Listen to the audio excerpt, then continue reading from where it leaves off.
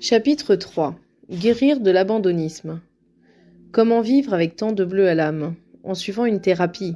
Car la parole est l'acte le plus thérapeutique qui soit, il faut exprimer les ressentis douloureux pour éviter qu'ils ne s'enquistent. Lettre à Claude, 46 ans. C'est vraiment surprenant comme parler avec vous éclaire les choses. Dans ces moments-là, on est submergé par l'émotion, comme une vague, une lame de fond qui vous emporte. C'est comme un voyage dans le temps. Soudain, on comprend mieux qui on est et pourquoi. C'est une sensation, une force, ça vous donne une énergie que l'on se sent encore plus vivant que les vivants. Bien sûr que cela influence les choix, les goûts, la vie qu'on se choisit. Ah, j'oubliais de vous dire que mon âme impatiente s'apaise après chacune de nos séances, ça fait du bien. Une psychothérapie est avant tout fondée sur une relation de confiance instaurée avec son patient par le thérapeute, qui n'est pas un faiseur de miracles, mais un guide présent, attentif et respectueux au rythme du patient. Par la parole, il permet une bénéfique libération, car si parler est un besoin, écouter est un art, disait Goethe. En plus de son écoute, il propose des protocoles appropriés, différents selon les approches. La thérapie est terminée lorsque les patients, réhabilités à leurs propres yeux, ont appris à s'aimer, à aimer vraiment, à accepter d'être aimés. Ils se sentent responsables d'eux-mêmes et de leur vie, bien ancrés dans la réalité et ouverts sur le monde. Les périodes douloureuses de leur histoire ont été intégrées, sont remises à leur juste place. Le passé. Seuls en demeurent les apprentissages qu'elles ont permis d'acquérir, car toute expérience, même la plus malheureuse, est riche d'enseignements, pour vivre dans le présent et se construire un avenir meilleur. Le patient s'offre une nouvelle respiration. Il met en place les pièces du puzzle grâce aux prises de conscience. Chacun ne doit-il pas s'apercevoir de l'état où il est, pourvu qu'il veuille s'en apercevoir? Les émotions transformées en symptômes physiques traversent la barrière du secret. Les obstacles de la thérapie. Certains obstacles sont pourtant inhérents à la problématique de l'abandon. La difficulté de reconnaître l'insupportable réalité du vécu abandonnique, de la négligence ou la maltraitance parentale. La difficulté à faire confiance au thérapeute. Le sujet va régulièrement le tester. Il est parfois difficile de s'investir dans une thérapie car dès le début, le patient ne peut s'empêcher d'anticiper la perte du lien avec le thérapeute. Le refus de certaines émotions jugées trop négatives par le patient, comme la colère ou la jalousie. Le refus d'admettre certains comportements comme l'agressivité, la culpabilisation des autres, les exigences, l'intolérance. Et le refus de sortir de la victimisation qui apporte tant de bénéfices. La thérapie permet aux patients de découvrir leur capacité de résilience.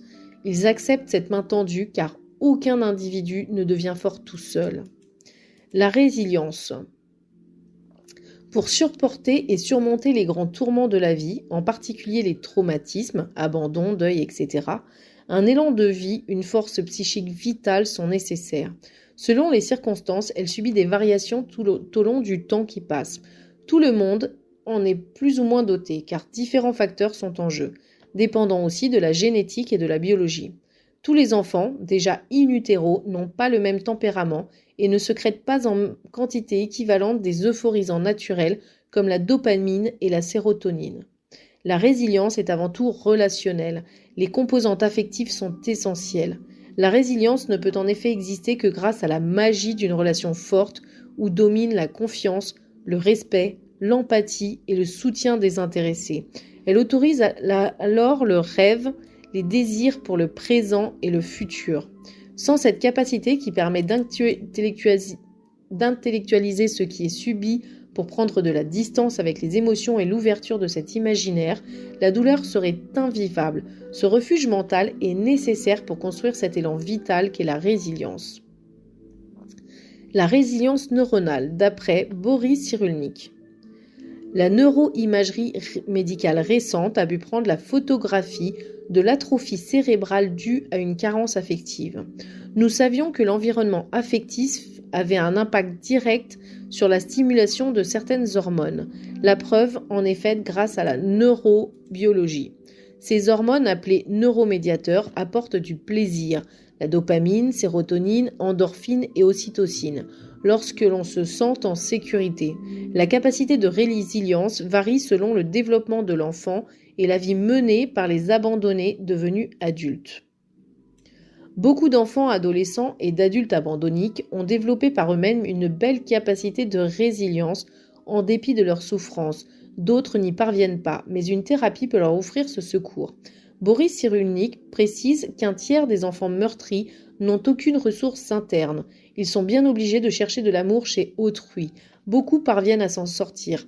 Bien souvent, le psychothérapeute est la première personne à qui on révèle un secret lié à une blessure avant d'en parler aux autres. La thérapie aide à transformer la douleur en créativité, en capacité d'évolution. Si l'enfant négligé était impuissant, l'adulte ne sera capable s'il est guidé sur la voie de la résilience. Car un mot d'encouragement est parfois aussi précieux qu'un bandage. Révélation de la blessure d'abandon. C'est en suivant le fil rouge émotionnel du patient qui relate son histoire de vie que le thérapeute va découvrir la réalité de l'abandonnisme et les événements qui l'ont installé. Il comprend les connexions entre les situations anciennes et les difficultés récurrentes d'aujourd'hui. Il discerne des vérités enfouies dans une zone de non-savoir. Je n'ai pas de souvenirs d'enfance. Je ne me souviens de rien avant l'adolescence. Je n'ai que des brides de souvenirs et encore, c'est parce qu'on m'a raconté beaucoup de choses. Ainsi, les patients quittent la zone morte et peuvent revivre. Ils sortent du déni. C'est d'autant plus important qu'il n'y aura symptômes abandonniques tant que l'abandon n'est pas nommé. Il appartient aux thérapeutes de leur rappeler que s'ils ont eu la force de traverser des épreuves si dramatiques, ils l'auront encore pour les laisser derrière eux et s'en servir pour relever la tête et quitter leur rôle de victime. Elisabeth. Je n'avais pas vu les choses comme ça. Oui, c'est vrai, ma mère m'a surprotégée pour ne pas ressentir sa solitude, l'absence de mon père qui était très distant. C'est vrai qu'elle ne me laissait aucune autonomie et faisait tout à ma place, me disant « Tu ne sais pas, laisse-moi faire ». Elle m'a infantilisée, sans se préoccuper de mes besoins. Et puis j'ai été envoyée en pension. C'était une telle violence. C'est pour ça que je suis partie vivre avec ma sœur en fuyant la pension avant le bac. J'étais tellement en colère contre ma mère depuis plusieurs années, à tel point que le dimanche, je ne supportais pas qu'elle m'embrasse ou me touche. Je ressentais une telle rage. Et j'étais tellement triste aussi. Oui, je me suis sentie abandonnée. Aujourd'hui, c'est différent. Je comprends mieux ma grande sensibilité, mes besoins d'amour, ma difficulté avec les autres. Dire la vérité peut avoir une fonction d'éveil. L'enfant en soi, souffrant, est enfin écouté tandis que l'adulte est effrayé parfois d'admettre la réalité de son passé après avoir tenté de l'oublier. C'est en le dévoilant que l'abandonné installe une distance entre l'adulte qu'il est aujourd'hui et l'enfant qu'il fut, un acte thérapeutique. Les patients comprennent que tant d'émotions ont été misées sous le boisseau. En parler les autorise à admettre leur grande vulnérabilité jusqu'alors déniée. Il leur arrive d'hésiter. La peur de changer les déstabilise car leurs rapports avec les autres seront modifiés. La peur d'être à nouveau abandonné, rejeté est difficile à éradiquer. Il appartient aux thérapeutes de les convaincre qu'il n'y a ni fatalité ni malédiction. Aller aux sources des angoisses et du désamour de soi exige un bel élan de vie. Reconnaître, comprendre et exprimer ses émotions. C'est en parlant des expériences vécues que la vie émotionnelle refoulée remonte à la surface pour enfin exister dans son authenticité. Si quelque chose a pu être vécu sans être éprouvé, c'est parce que la personnalité s'est coupée en deux pour éviter d'être totalement détruite par le choc, et il faut favoriser le rapprochement de ces deux morceaux. C'est exactement comme après un traumatisme. Une part de la mémoire est occultée pour protéger contre une trop grande souffrance. La prise de conscience des émotions est parfois douloureuse, mais elle est nécessaire. Autant celles qui mènent à la dépression chronique, comme la tristesse, que celles qui vont à l'encontre d'une bonne estime de soi, comme la honte ou la culpabilité, et celles qui parasitent les relations avec les autres, comme la peur du rejet et la colère. Car il va s'agir d'acquérir une intelligence émotionnelle pour savoir instaurer des liens de qualité avec soi et les autres, pour arrêter de créer des situations où l'abandon se répète à l'infini. Philippe, 62 ans. Je viens vous voir parce que je n'arrive pas à ressentir ni à exprimer mes émotions depuis que je suis en deuil de mon partenaire. Je ne ressens rien et je voudrais avoir un comportement émotionnel normal. Je ne connais que l'irritation, l'énervement, la colère parfois. Mais je me tais, je ne veux pas déranger les autres. Pourtant ils savent bien quand ça ne va pas, ils me disent que j'ai ma tête des mauvais jours. Qu'est-ce que c'est un bon jour ? Je l'ignore. À ces mots, les yeux de Philippe, qui ne savait plus pleurer, se remplissent de larmes et il sourit. Ça y est, j'arrive à pleurer. Je ne sais pas vraiment pourquoi, mais ce n'est pas grave. Il se passe enfin quelque chose. Adoucir la tristesse.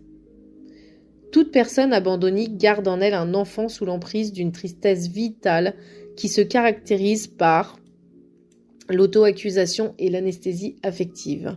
Cette tristesse infinie et justifiée s'accompagne d'un manque d'aptitude à la joie, d'une démotivation à agir, la boulie, d'un pessimisme bloquant la créativité et la capacité de se projeter dans un avenir différent du présent. Léa, 42 ans. Je connais bien ce sentiment d'abandon depuis ma petite enfance. Ma mère était très occupée par sa carrière, mon père volage. Je le voyais peu. Ma vie amoureuse reflète ce chaos affectif dans lequel je vis, tellement j'ai peur de faire confiance. Pendant ma thérapie, j'ai réussi à parler à mes parents, à leur expliquer combien je m'étais sentie absente de leur vie, sans importance à leurs yeux, et tellement triste, abandonnée sur le bord du chemin, blessée. J'ai employé les termes de non-assistance à personne en danger, à enfant en danger, en grand danger. Ils m'ont écouté, apparemment très émus, et m'ont répondu que leur vie avait été difficile, mais qu'ils m'avaient désiré et aimé, sans doute mal, mais aimé. Puis ils se sont levés, ma mère m'a embrassé, mon père a caressé ma joue, et ils sont partis. Ils ont su toucher en moi la partie qui se croyait en trop et pas aimée. Depuis, je me sens beaucoup moins triste. Pour adoucir la tristesse, il est nécessaire de faire le deuil d'une enfance et ou d'une adolescence heureuse. Un passage douloureux mais indispensable pour grandir, car il est essentiel d'accepter de ne pas avoir vécu une enfance ou une adolescence idéale, telle que l'abandonnée était en droit de l'espérer si elle s'était passée normalement, telle qu'il la rêvait dans une construction imaginaire, son refuge durant des années pour se protéger de la réalité qu'il refusait de voir pour diminuer la souffrance et apaiser sa blessure.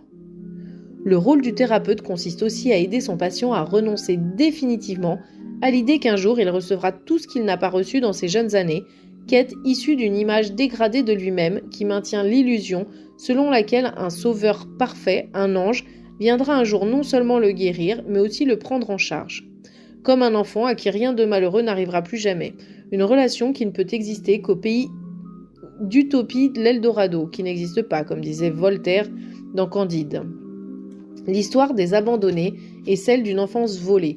Persister dans le regret d'une enfance de rêve ne fait que pérenniser la souffrance et empêcher tout avenir relationnel heureux. Il n'est pas bon d'avoir la nostalgie de ce qu'on n'a pas vécu. Sophie, 35 ans. Au début de sa thérapie, Sophie disait « Personne ne pourra m'aimer comme ma mère m'aimait. Celle qui me donnait un amour que nul être au monde ne peut me donner aujourd'hui. Personne, non, personne ne sera à la hauteur. » Par ces mots, elle exprimait l'illusion qu'elle avait maintenue toute sa vie, une illusion qui condamnait par avance toute relation. Ce n'est qu'au cours de sa thérapie que l'enfant grandi sortira de l'idéalisation qu'elle s'était construite pour survivre. Seule cette sortie du mythe autorise le deuil de l'illusion, jusqu'alors impossible car trop douloureux. Tant que Sophie refusait d'y renoncer, entretenant ainsi sa peur et sa certitude de n'être pas bien aimée, elle ne pouvait pas construire une relation adulte de qualité avec un homme. Ses attachements précédents étaient pourtant très forts, mais confondus avec sa terreur de la solitude et son attente désespérée de l'amour de sa mère. Quel était le sens de cette tristesse ? Un manque infini de marques d'amour. Se débarrasser de la honte. La honte est de 3 sortes. La honte éprouvée à l'égard de ses parents, très douloureuse car elle détruit l'illusion de leur perfection que tout enfant caresse. Il n'aurait jamais voulu la remettre en cause, mais la réalité est là, qui impose cette évidence. Cette honte est d'autant plus pénible à vivre qu'elle est socialement interdite. La honte ressentie vis-à-vis de soi, celle qui donne envie de se terrer, de disparaître. La honte d'avoir honte de ses parents, la pire, tellement culpabilisante. Aucun lien filial ou affectif ne devrait être arrimé à l'humiliation. Jérémy, 39 ans. J'ai réussi après un travail thérapeutique à exprimer à mes 2 parents la honte ressentie lorsque j'étais enfant et adolescent. Je leur ai expliqué que je n'osais pas inviter d'amis à la maison. Ils m'ont dit chacun à leur manière qu'ils m'avaient aimé mais que cela avait été compliqué pour eux aussi dans leur enfance. Qu'ils regrettaient leur négligence et surtout leur alcoolisation presque quotidienne. Leur réponse m'a fait tellement de bien. Elle m'a libérée de mes croyances d'enfant qui avaient influencé toute ma vie. Ces hontes ont été exprimées à ses parents ou aux thérapeutes pour s'en débarrasser comme de vieilles guenilles. Leur disparition fait disparaître le faux self, ce masque de conformité aux attentes parentales. La véritable personnalité des abandonnés trouve enfin la lumière du jour. La gêne, la peur du jugement des autres ne sont plus d'actualité. Quel était le sens de ces hontes ? Tu n'as pas le droit d'être toi-même, d'exister tel que tu es. Tu es mauvais, même tes parents ne t'aimaient pas, etc. Lâcher la culpabilité. On est coupable lorsqu'on a délibérément nui à quelqu'un. Si l'on ne peut changer l'histoire, il est possible d'arrêter d'en supporter les conséquences. Les seules culpabilités que les abandonnés peuvent reconnaître comme justifiées sont liées à un certain de leur comportement d'adulte. Agressivité, intolérance, exigence trop élevée vis-à-vis des autres, parfois tyrannique, expression inappropriée de leur colère. Muriel, 56 ans. Je suis une enfant de remplacement, comme on dit, car ma sœur aînée est morte 3 ans avant ma naissance. Mes parents avaient tellement peur que je meure qu'ils m'ont élevée dans cette hantise au quotidien. Ils m'ont couvée et je ne sais pas vivre comme les autres. Je n'avais pas d'amis, je ne sortais pas. Je me suis recroquevillée jusqu'à mon mariage, mais j'étais trop dépendante affective et j'ai reproduit le comportement de mes parents avec mes enfants pendant plusieurs années. Maintenant, avec la thérapie, je n'attends plus d'eux ni de mon époux qu'il me rassure et je ne suis plus exigeante comme j'ai pu l'être auparavant. Je les laisse vivre depuis que je respire enfin. J'ai compris que je n'étais coupable de rien, mais une victime de mon passé. Mais c'est fini tout ça, nous avons une belle vie. Déculpabiliser les patients commence à se réhabiliter à leurs propres yeux. Ils savent que c'est l'enfant blessé en eux qui était aux commandes. Ils reconnaissent qu'ils ont fait payer à leur environnement ce qu'ils ont subi, mettant en danger toute relation. Si la confrontation est douloureuse et prend parfois du temps, elle a le bienfait de conduire à cette réhabilitation qui ne peut être atteinte que par la volonté d'être soi, disait Kierkegaard. Ils ont remplacé la croyance « le bonheur n'est pas pour moi » par « j'ai le droit d'être heureux, je me dois à moi-même d'être heureux ». L'histoire de Joseph. Élisabeth, dans l'éblouissement de sa rencontre avec Joseph, lui exprimait souvent et longuement son amour, mais il répondait « Je me sens en déséquilibre, dépassé par tous tes mots ». Elle lui faisait des compliments qu'il refusait. « Je n'arrive pas à le croire, tu vas me pourrir. Il ne faut pas que je me prenne pour quelqu'un. » Si la conscience de cette incapacité à être aimé qui lui a tellement nui, il accepte aujourd'hui d'entendre des mots d'amour sans les rejeter et même avec un plaisir dont il découvre les bienfaits. Il lui dit souvent « Avec toi, je grandis ». En thérapie, je demande souvent aux abandonnés d'imaginer un tribunal. Ils doivent écrire la plaidoirie pour leur défense en réponse aux accusations du procureur. Leurs arguments ne sont pas très difficiles à trouver et, in fine, le juge déclare un non-lieu.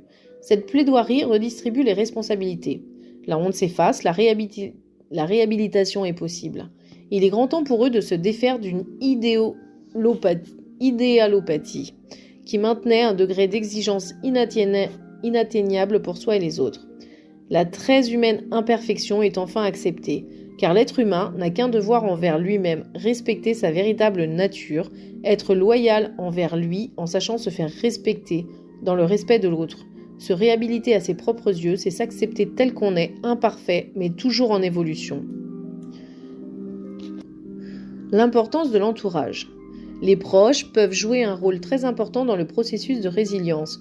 L'évolution des patients gagne à être nourrie par l'empathie de l'entourage lors de partage sur les émotions et les sentiments grâce à une communication nourrissante. C'est pourquoi ils doivent veiller à s'entourer de personnes bienveillantes qui les soutiennent et sont positives, qui ont envie de participer à l'amélioration de leur estime de soi, même si elle doit naître avant tout d'un rapprochement avec soi-même. Ce travail sur les émotions permet d'en comprendre l'impact négatif sur la vie relationnelle. Quel était le sens de cette ancienne culpabilité ? Une croyance bien ancrée. Tu es toujours fautif, quoi qu'il puisse t'arriver, tu le mérites. Aujourd'hui, les abandonnés sont fermement convaincus que ce n'était pas le cas. Apaiser la colère. Si la colère de l'enfant est directement en lien avec les souffrances vécues, l'abandonné doit dans un premier temps l'exprimer aux personnes concernées, car la parole apaise la colère, disait le poète grec Éschylide. Comme il n'est pas toujours judicieux ni même possible de le faire en face à face, il est nécessaire de le faire dans le cadre du cabinet de thérapeute. Le patient imagine que la personne est là, sur un fauteuil, à la distance qu'il choisit. Il lui lit une lettre dans laquelle il lui exprime tout ce qu'il aurait eu envie de lui dire dans le passé. Il peut aussi, sans l'être préparé à l'avance, s'adresser directement à elle. Aucune émotion n'est censurée, surtout pas la colère. Toutes sont exprimées librement. Il est très important de le faire, parfois à plusieurs reprises, pour que l'abandonné cesse d'en faire pâtir les membres de son entourage ou de le retourner contre lui, ce qui ouvre la porte à la dépression. Adeline, 44 ans. C'est curieux. La mémoire a commencé à revenir il y a 1 an environ. Et depuis une semaine, je sens que j'ai besoin de me libérer complètement de tout ça. Comme si c'était une urgence, ça me fait bizarre. Quand je pense que vous aviez déjà émis l'hypothèse de l'inceste il y a 2 ans lors d'une séance, j'avais arrêté de venir vous voir. Et je suis revenue. Il m'en a fallu du temps pour voir clair. Je pense, après avoir beaucoup réfléchi, que je n'en parlerai pas à ma mère. Elle est trop fragile, mais je ne rêve maintenant que d'une chose, aller dire à mon père toute la rage que je ressens. Si je n'y parviens pas, je vais taper fort sur mon coussin pour que toute ma colère sorte enfin. Je n'en peux plus. Même si elle m'a permis de survivre, elle me pollue. Tess, 36 ans. Tess s'est enfin libérée de sa rage contre ses parents. Elle a écrit une lettre à chacun, puis l'a brûlée. Elle rapporte. C'était fulgurant. J'ai été libérée de mes migraines, de ma nausée, et j'ai le sentiment d'avoir acquis des forces nouvelles. Elle n'a plus honte et s'est enfin débarrassée de sa colère qui n'était plus d'actualité, la minait et altérait sa vie relationnelle. Hélène, 52 ans. Hélène était une petite fille négligée par ses parents. Travaillant tous les deux environ 12 heures par jour, ils ne s'occupaient pas d'elle. Elle était sage, bien trop sage. À 52 ans, elle a l'impression d'être dans un tunnel depuis si longtemps. Ne se connaît pas, elle est dans un faux self. Ses voisines la trouvent distante, froide, fière, ce qui lui fait de la peine car elle pressent que ce n'est pas elle, mais une image qu'elle donne. Elle fut très heureuse, à 11 ans, d'aller en pension. Elle n'y était enfin plus seule. Adulifiée par une mère qu'elle avait toujours cherché à ménager, elle travaillait tellement, alors qu'elle ne protégeait pas sa fille, laissant son père la frapper. Il était très colérique, tout comme sa sœur aînée qui l'a également frappée. Hélène a souvent menti à ses amis et à ses collègues de travail pour s'inventer une enfance heureuse. Je me suis inventé une autre histoire à partir de 22 ans. J'avais trop honte du vide de ma vie. Sa vie affective, après avoir été compliquée, est à ce jour inexistante. D'autant plus qu'elle s'est beaucoup renfermée, isolée. « Je suis solitude », disait-elle. Elle en avait honte, comme de sa vie professionnelle qui est pénible. Au début de sa thérapie, elle se sentait très désemparée de ne pas pouvoir parler d'elle. « Je n'ai rien à dire sur moi, je ne suis pas intéressante. » La recherche de ses émotions perdues l'a aidée à prendre conscience qu'elle zappait la peur et la tristesse, et elle s'est surprise à pleurer de plus en plus souvent. Puis un jour, je lui ai demandé d'écrire une lettre à son père. La lettre qu'elle a apportée était celle qu'une petite fille aimante peut écrire à son père, ce qu'elle a finalement admis. Je lui ai alors proposé d'imaginer que son père était dans la pièce et de lui parler à voix haute. Là, elle a enfin pu lui crier sa rage. Elle lui disait « Je te hais, je te hais ». Elle ne cessait de le répéter. Elle en a tremblé longtemps, puis elle a pleuré avec la petite Hélène qui attendait d'être enfin comprise, entendue, qui ne pleure plus et est en paix maintenant. La colère s'estompe d'autant plus que le patient sait que sa rage et sa haine n'ont fait que distiller un poison qui suscite trop souvent une rancune persistante et des envies de vengeance non conscientes qui n'ont plus lieu d'être. Certains patients posent la question du pardon. Est-il nécessaire pour se débarrasser de la colère ? Je leur réponds que le pardon n'est en aucun cas un acte thérapeutique. Il est d'ordre moral et ou religieux. Pardonner quand la personne coupable ne demande pas pardon ou ne présente pas ses excuses, dans le cas où elle est en vie, représente une double peine. Non seulement l'abandonné a souffert, mais il devrait aussi pardonner. S'il désire le faire, la décision lui appartient en dehors du cadre de la thérapie. Mais tant que la colère existe, ce pardon n'aura aucun sens. Pour ne plus être déçu et arrêter d'en vouloir aux personnes de son entourage et de les agresser, le patient va cesser d'idéaliser les personnes qui lui plaisent ou qui l'entourent. Si l'autre n'est pas mis sur un piédestal, il aura le droit d'être vulnérable, de ressentir ses propres émotions sans pour autant ne pas être à la hauteur ou souhaiter une rupture. Le patient relativise ses attentes, les ramène à un niveau humain, car tout le monde est faillible, a des zones de fragilité et surtout personne ne pourra jamais remplacer un parent dont l'amour est inconditionnel. L'adulte plus réaliste que l'enfant admet les failles de ses frères humains, ce qui lui offre davantage de choix pour savoir avec qui nouer des liens nourrissants et heureux. Cette prise de conscience apporte un grand apaisement. Joseph. Mes épouses et mes partenaires, peu nombreuses, m'ont quitté. Je ne peux être qu'une victime innocente. Je pense être plutôt sociable, mais j'ai l'impression que je suis quelqu'un d'autre dès que je suis amoureux, ou que je crois l'être. Je commence par être intarissable en compliments, puis en critiques. J'évite des exigences qui exaspèrent, même les femmes les plus patientes. Je leur reproche finalement de ne pas m'aimer comme j'aurais voulu l'être par ma mère, de ne pas être ma mère, tout simplement. C'est incroyable, je n'arrivais pas à comprendre ce qui se passait, tout en voyant que le même scénario se répétait depuis des décennies. Lorsqu'Elisabeth, que je crois aimer alors que je la malmène et qu'elle pleure très souvent, m'a renvoyé le seul cadeau que je lui ai fait, parce qu'elle me l'avait demandé, une montre. J'ai été très blessée. Je n'ai su lui répondre que merci, au moins il y a quelqu'un qui pense à moi, me plaçant encore une fois en victime. Et puis je me suis souvenu que je lui avais rendu son dernier cadeau de Noël sans même la remercier. Il ne me plaisait pas et j'ai été humiliant. Pourtant je savais qu'elle avait passé du temps à le chercher, c'était un beau livre rare sur un sujet qui m'intéresse beaucoup. Comment ai-je pu lui faire ça ? Je comprends maintenant comme elle a pu être blessée. Quand j'ai reconnu et admis que je provoquais les ruptures, j'ai commencé à m'en vouloir terriblement d'avoir été si dure, de manquer à ce point d'empathie. Puis j'ai compris que je pouvais changer ma façon d'être en arrêtant de confondre le passé avec le présent, d'attribuer injustement la responsabilité de mon histoire et de mes souffrances à mes compagnes, car je n'en avais pas conscience. Je n'en suis pas fière, mais je sais maintenant que c'est terminé et je suis plein d'espoir. L'abandonné comprend que ce n'est pas lui qui n'est pas digne d'être aimé, mais son agressivité et son intolérance, ses comportements. Il avait intériorisé des parents toxiques, dont trop souvent il reproduisait le modèle sans en avoir conscience, pour maintenir sans le savoir un lien avec eux, ce qui expliquait sa propension à culpabiliser l'autre pour ses propres erreurs, afin de se dégager de toute culpabilité. Il accepte la responsabilité de ses humeurs maussades, sa colère, sa tyrannie et ses exigences, nées de sa soif enfantine d'absolu, qui poussait les autres à se détourner de lui même quand les sentiments existaient encore. Quel était le sens de cette colère ? Ce que je vis ne me convient pas, ce n'est pas juste, pourquoi moi ? Si cette réflexion était normale dans les temps difficiles, elle ne l'est plus au présent. Quitter les peurs. La peur, parfois la terreur d'être quitté, est l'émotion la plus difficile à lâcher. Elle est chevillée au corps depuis trop longtemps. Les peurs. Il est possible de vaincre ses peurs à condition d'oser sortir de sa zone de confort dans laquelle tout changement est soigneusement évité. Si cette fuite ou cet évitement est relativement rassurante au présent, elle implique pourtant beaucoup d'insatisfaction et de regret de n'avoir pas su franchir le pas pour écouter ses besoins et ses désirs profonds. Quitter cette zone de confort, d'inconfort plutôt, ne peut qu'augmenter l'estime de soi grâce à la fierté d'être passé à l'acte pour modifier ce qui ne convenait plus, évoluer et grandir. C'est ainsi qu'on peut avoir de l'impact sur sa vie. La peur de l'abandon, du rejet, ne s'apaisera qu'avec un reparentage ou autoparentage régulier qui petit à petit va rassurer l'enfant intérieur, lui apprendre la possible confiance en soi et en l'autre. L'autoparentage. Le reparentage est essentiel pour ces enfants qui ont tant souffert, tant manqué de compassion et d'empathie. Je demande donc au patient d'imaginer qu'il tient sur ses genoux, ou tout contre lui, selon l'âge d'apparition de la blessure d'abandon, l'enfant qu'il fut.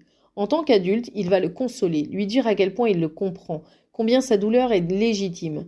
Il lui dit tout ce que cet enfant avait envie d'entendre pour se sentir rassuré, aimé. Il l'incite à grandir, tranquilliser et s'engage à le protéger.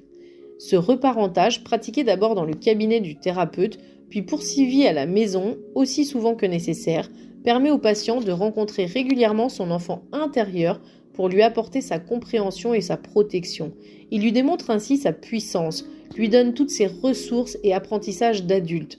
Est-il utile de dire que l'autoparentage se fait au moins dans les débuts, avec un intense bouleversement, celui des retrouvailles, des émotions porteuses d'espoir et d'apaisement. C'est une expérience fondamentale indispensable pour permettre d'assumer le rôle parental envers l'enfant négligé ou maltraité enfui en nous. C'est aussi une promesse que fait le patient à son enfant intérieur blessé. Progressivement, celui-ci pourra grandir en toute sécurité et accepter de devenir autonome. Le reparentage peut se faire d'une autre façon. Ce protocole est bien sûr valable pour les pères. Lorsqu'un patient fort de sa juste évaluation de la responsabilité de sa mère dans ses tourments d'enfant a besoin d'être reparenté par cette mère, je l'invite à noter toutes les qualités que, selon lui, elle aurait dû posséder. Cette liste établie, les idées ne manquent pas, nous vérifions ensemble qu'elles existent bien en lui. Puis je lui propose de se les appliquer à lui-même, de faire comme si il était, pour quelque temps, sa propre bonne mère, son propre bon père, ou successivement les deux. Cette forme d'autoparentage est très efficace. Elle soulage énormément. Comme le patient sait qu'il possède en lui toutes ses ressources, il les aura toujours à disposition pour prendre soin de lui en toutes circonstances. Il est émouvant de voir un patient développer tant de bienveillance et d'amour, d'empathie envers ce petit enfant apeuré et impuissant. Il le comprend, le réconforte, le console de mieux en mieux. En un mot, il apprend à l'aimer, à s'aimer, ce dont il a le plus besoin. Quel est le sens de ses peurs ? une sorte de mise en garde, comme une vigilance pour améliorer son discernement dans ses choix amicaux et amoureux, une plus grande écoute de ses intuitions dans des situations où le patient ne se sent pas à l'aise. Car la peur est un avertissement. La question qu'il doit alors se poser est: suis-je réellement en danger? Qu'est-ce que je risque vraiment avec cette personne? En restant focalisé uniquement sur le présent et ce qui se passe aujourd'hui. Au pire, il sera déçu, ce n'est pas grave. Il est plus important de cesser les comportements qui confirment et renforcent ses peurs anciennes. Ainsi, même son vocabulaire va changer. Il vivra une rupture amicale ou amoureuse. Il ne sera plus abandonné. Il y aura une séparation, non un abandon. Il souffrira peut-être, mais ce ne sera pas maltraité ni négligé.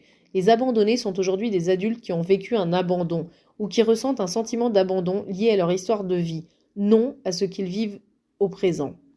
Sylvie, 54 ans. C'est grâce à mon travail en thérapie. J'ai appris à prendre soin de moi. Ma vie est en train de changer. Ce n'était pas toujours facile, mais j'ai compris que j'étais la seule à pouvoir consoler l'enfant que j'étais, tellement triste, tellement anxieuse. J'avais peur de tout le monde, tout le temps. J'ai pris soin de cette petite fille, je lui ai expliqué combien je la comprenais, je l'ai consolée, réconfortée, calmée. J'y ai mis tout mon cœur, et avec le temps, j'ai bien senti qu'elle me faisait confiance. Alors je l'ai aidée à grandir, doucement, en respectant son rythme. Elle se sait aimer, elle peut grandir en confiance. Je me sens détendue, plus tranquille, enfin. Anaïde. Vous vous souvenez d'Anaïde et de sa tragique histoire familiale. Elle a fait de longues et difficiles recherches, ce qui l'a apaisée. Pour cesser d'être angoissée dès le réveil, elle a décidé d'écrire à son grand-père, décédé, et de lui lire sa lettre en l'imaginant tout près d'elle. En voici des passages. D'abord, cher grand-père, je veux que tu saches que cette lettre n'est pas une accusation. Loin de moi l'idée de t'accabler davantage. Dès ton plus jeune âge, la vie ne t'a pas fait de cadeau. Le cauchemar a commencé avec l'histoire de ton peuple, les Arméniens d'Anatolie, exterminés par les Turcs en 1915. Puis tu n'as vécu que des tragédies. Tu démarres dans la vie déjà brisée. Mais en Grèce, où bon nombre d'Arméniens s'étaient réfugiés, tu as rencontré ta future femme, Azadoui. Vous êtes très amoureux, vous avez en commun la passion de la musique. Elle est sous le charme de ta belle voix de baryton, tu chantes dans les chorales. Elle devait s'exiler aux États-Unis avec sa mère, mais par amour pour toi, refuse catégoriquement de partir et vous vous mariez. Je note que vous êtes nés le même jour, au même endroit. Incroyable. Vous avez une petite fille, Renée, puis 3 ans plus tard, après votre exil en France, une autre petite fille, Rose, ma mère. 2 ans après, naît une 3e petite fille, Anaïde. Je ne m'étendrai pas sur la tragédie qui a suivi la naissance de cet enfant. Elle t'a complètement anéanti. J'imagine ta dépression dont tu ne te révéleras jamais. Ta vie s'est arrêtée là, une fois pour toutes. Tu n'as plus jamais parlé d'Azadoui ni d'Anaïde qui s'est laissée mourir par manque d'amour, de regard maternel sur elle, pas de caresses de maman, pas de nourriture de maman, le vide, le rien. Elle a choisi de mourir. Le destin frappe une nouvelle fois. Tout le reste de ta vie, tu t'es enfermé dans un mutisme dont tu n'as sans doute pas imaginé les conséquences dévastatrices sur tes enfants et tes petits-enfants. Et c'est ma colère que je viens t'exprimer par cette lettre, moi, ta petite fille qui porte le prénom de ta petite Anaïde, qui a choisi de ne pas vivre et dont je porte toute la tristesse et toute l'angoisse, une angoisse de mort. Ta résistance à la parole nous a tous enfermés dans ta mélancolie, dans ton désespoir, dans ton immense chagrin qui ne sont pas les nôtres. Ils m'ont empêché de m'épanouir, de grandir, de vivre ma propre vie, tant le mal-être incompris jusqu'à ce jour a été toxique pour moi. Aujourd'hui, je te rends toute cette tristesse, cette mélancolie, ce dégoût de vivre, pour enfin me libérer de ton histoire. Tu ne savais pas que par ton mutisme obstiné, tu rendais ton malheur contagieux.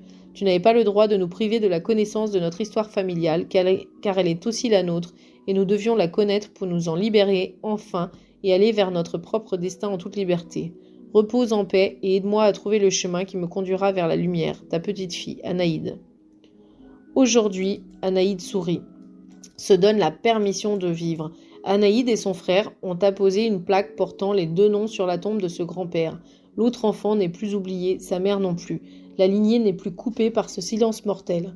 Avant sa thérapie, une forte douleur à l'épaule et au bras droit la gênait continuellement. Elle a bien diminué. D'autres émotions, comme les sentiments d'injustice ou d'impuissance, font également partie de celles qui seront prises en compte au cours de la thérapie. Leur intensité s'amenuise progressivement. Les patients prennent conscience qu'elles ne sont plus justifiées. Pour ne plus craindre sa vie émotionnelle, il est utile d'apprendre à nommer ses émotions et à en découvrir l'origine et à les classer dans une chronologie en fonction des événements qui les ont déclenchées. Ce travail entraîne un grand soulagement. Ce sont des actes très thérapeutiques car les plus pénibles ressentis viennent du passé. Avec la compréhension de leur origine, les exprimer devient progressivement plus facile. Ce faisant, le patient en découvre d'autres, agréables cette fois, et trouve de réelles raisons de sourire et de rire. Ce que beaucoup d'abandonnés ignoraient, ils deviennent capables d'entrevoir, puis d'apprécier une légèreté qui leur était étrangère. Joseph. Si Joseph sait sourire, il est encore difficile de savoir s'il est toujours sincère car il s'était donné pour mission, il appelle ça son programme, de sourire à tout le monde et à tout propos. Un sourire accroché sur son visage tandis que ses yeux restent tristes. En cours de thérapie, il décide d'arrêter de sourire sans cesse pour avoir l'air sympathique. Il ne le fera que lorsque ses yeux accompagneront ce vrai sourire. Il s'arrêtera aussi de se moquer systématiquement d'Elisabeth quand elle rit aux éclats, lui qu'elle n'a jamais vu rire. 2 fois, je l'ai vu soulever les épaules et en baissant la tête, une esquisse de sourire aux lèvres. Il riait. Il ne boudera plus, l'air sévère, quand elle dansera avec des amis. Il a mis du temps à le reconnaître. Sans doute, admit-il un jour, parce que je ne suis pas capable de rire ou de danser comme elle, je n'ai pas sa légèreté, sa joie de vivre. C'est vrai, je ne ris jamais et il paraît que quand je fais un pas de valse, je fais un horrible grimace car je suis terrifiée à l'idée de me tromper. Les patients découvrent que parler de leurs émotions les réconcilie avec ce qu'ils sont. Ils permettent alors aux autres de s'exprimer et apprennent à les écouter, s'initiant ainsi à l'empathie.